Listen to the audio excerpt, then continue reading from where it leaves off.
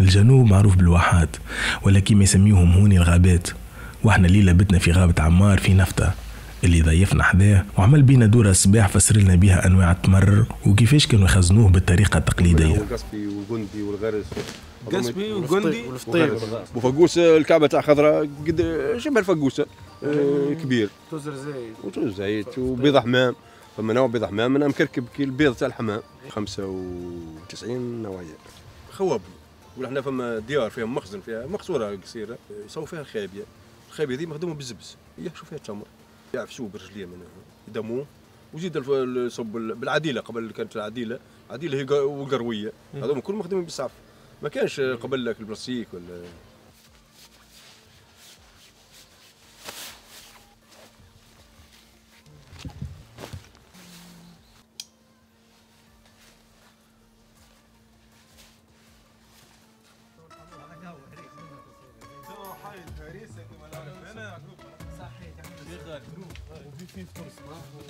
اقسم بالله يا لا خدمه فطور صباح ونص معناها نص نهار. بعد ما كملنا دورتنا في الغابة لمينا حوايجنا وشدينا ثنيتنا كالعادة.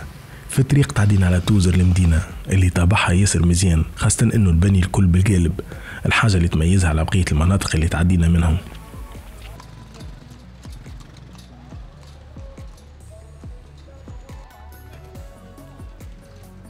ستوب وصلنا لسوق لحد وين جانا غسان اللي أول مرة نقابله في حياتي، وعرض علينا نمشي ونفطروا بحذاه في منطقة اسمها ستفتيمي. المنطقة اسمها ستفتيمية، هي قرية تبع ستفتيمية أي هي قرية تبعد على ولاية قبلي 14 كيلومتر، مشهورة بالحمام متاعها الطبيعي كما حمام الحامة بالضبط، ونسبة الحرارة متاع الماء متاعها 70 دقري، يعني يعمل دور كاملة متاع 4-5 كيلومتر في البلاد، ونسقوا به الشجر مع أنه فما الخزان وفيه مروحة ديما تبرد الماء متاعه. كيف دخلنا لدار غسان عرضنا عمو محمد والبوس والتعنيق، وأول ما قعدنا معاه حسسنا اللي احنا قاعدين في دارنا مع عائلتنا. أصله من نفطة أصلي من نفطة نفطة نفاطة العسل تعرفها؟ لا نعرف. كملها جملة. نفطة نفاطة العسل زيرها من أول ليلة يوالف أعز ناس في الجهة دي في الجنوب. باهي والخايبة كل بلاص. لا بعد زوز كيلو. هيا تفكروا سيدي. بالحق الناس هوني محليهم ومكبر قلوبهم.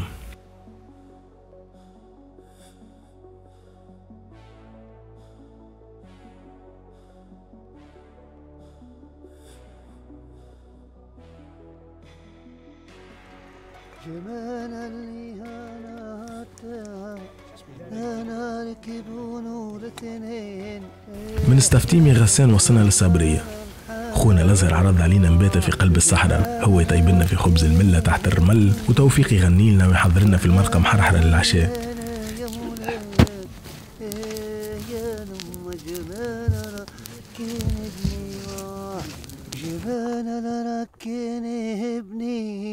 طفلنا صغيني وانا يوم الحفيني طيبني وام.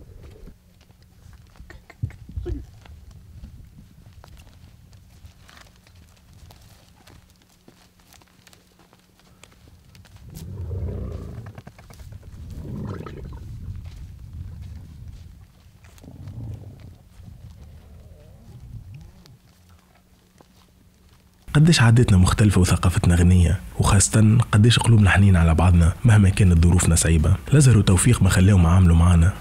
في الصباح قبل طلوع الشمس طلعنا على الجمال وعملنا الدورة الأخرى قبل ما نقصدوا ربي. أنا نحبها برشا الصحراء ونحب نمشي على رملها، الدنيا رايضة وانا نمشي ونتفكر في الحاجات المزيانة اللي عرضونا في التحدي اللي يمكن تتعاش مرة بركة في حياتي.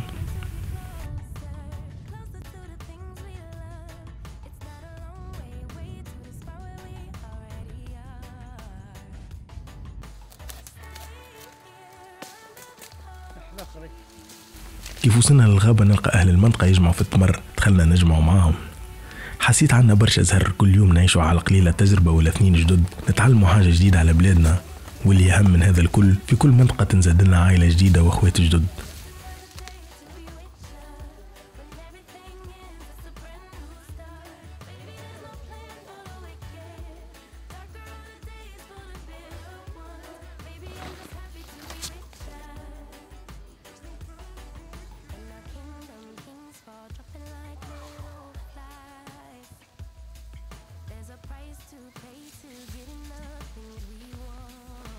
قبل ما نخرج من ولاية قبلي تعديت عملت دورة صغيرة في قبلي القديمة، حبيت ناخذ فكرة على جدودنا فين كانوا عايشين.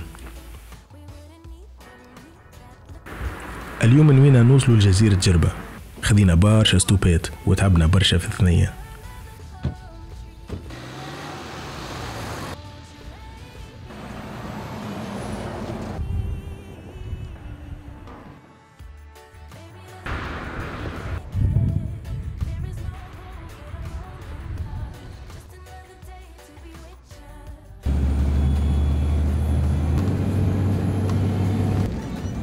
داير بلاصه يقولها الساندويتش معناها بس مستر لايف سيدي عيش كاكا. هاي ربي يعاونك خويا، يصير نهارك زين.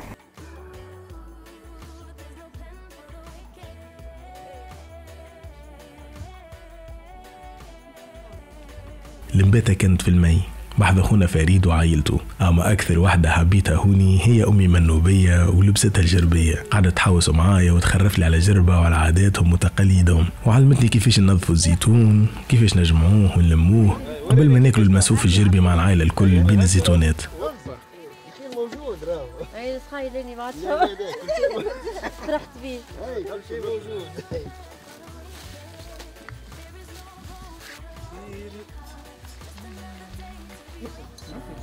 لا حسيبه مشات مالك من بعد شكون يهز للمعصرة ان شاء الله. يعطيك الصحة. بسم الله. من بعضنا مش نحكي على اللغة. انا نقول على العوايد والثقافة. انا نقول غاديك بعدوا على الطبيعة، فهمت؟ كله فلوس تبي. اما تلقى فيها ويحلى فيها الزيتونات. ما هو لا تو الليمون بعد نقعدوا لها. بعد فهمت. ولا ذاك نحطوا على الجنب. نحطوا على الشيرة بعد تالي نقعدوا لها. ها.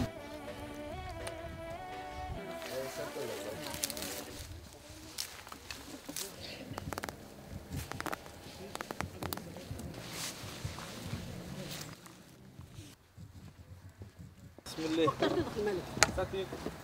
لا اجوا سربيه وسع. ايه يعطيك الصحة. كل واحد باش ينحي فطوره. كل واحد يحط على روحه يدبر راسه. هاتها كلك انا. احنا عملنا حار باش يقعد لنا معنا الفطور.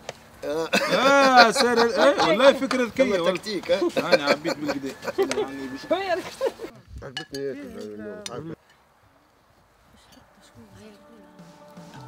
لما بالصدفة معناها بالرسمي كي بديت انت من الجمعة اللي فاتت بنزرت تونس عهدك في توجيه الجنوب توجيه زعما وقتاش باش يوصل بعدين بديت تقرا سيدي بوزيد قفصة قبلني فما جالس في اللعبة قلت معناها بالرسمي معناها كانت فهمت وياك يمكن عملنا بروجرام الجمعة اللي فاتت يمكن ما نتلاقوش بالفصل ما تخافوش كيما هيك.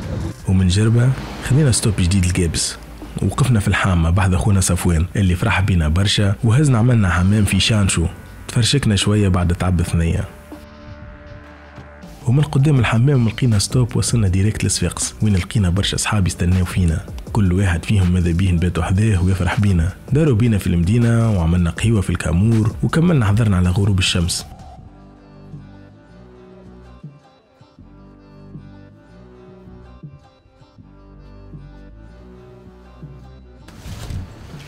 وفي الاخر قررنا نتلموا مع هشام وعمر في دار اسامه اللي فرح بينا هو وابوه عم جمال وام منى اللي حضرت لنا مرقه صبار الصفاقسيه المشهوره اللي زاد قليتها اول مره في حياتي. يزيك انت تحبوا شرموله حلوه بازنا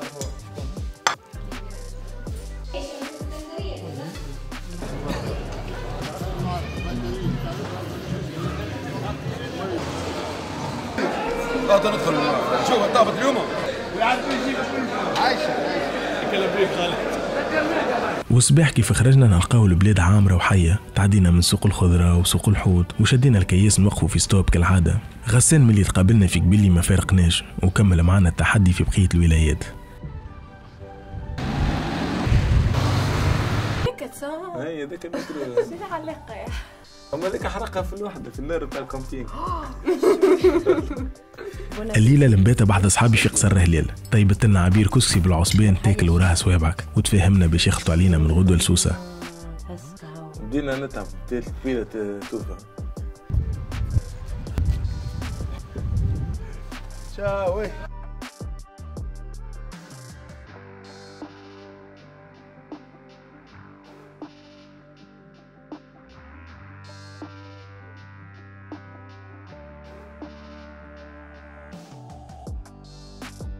في الصباح جانا الهادي وصلنا، وبالطبيعة وفاء حبت هي اللي تفرح بينا هوني.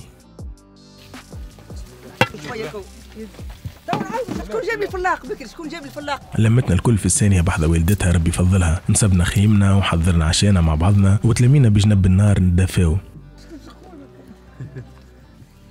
والله أصف الحوت.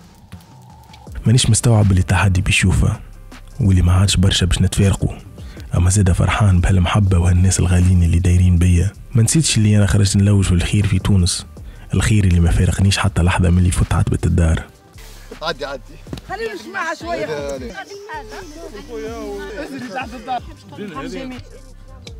حطوا لها كل شيء شوي شوي، حطوا لها شوي شو اسمها بلايه كده.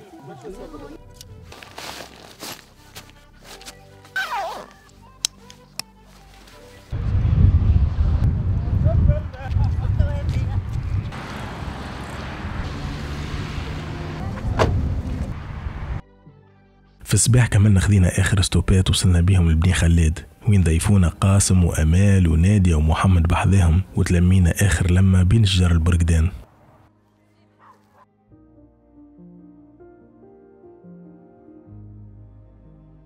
هوني تخلطت علي المشاعر بين الفرحة اللي كملنا هالتحدي واللي نجمنا نوريو الناس قداش فما محبة وخير في هالبلاد، وبين الفريق اللي استنى فينا. اما زاد حسيت براحة كبيرة تهنيت عليها تونس، مادام مازال فيها انتوما التوانسة اللي ما تخلوهاش ببعضكم وقت الشدة وتحنوا على بعضكم، تتقاسموا اللقمة عندكم ولا ما عندكمش.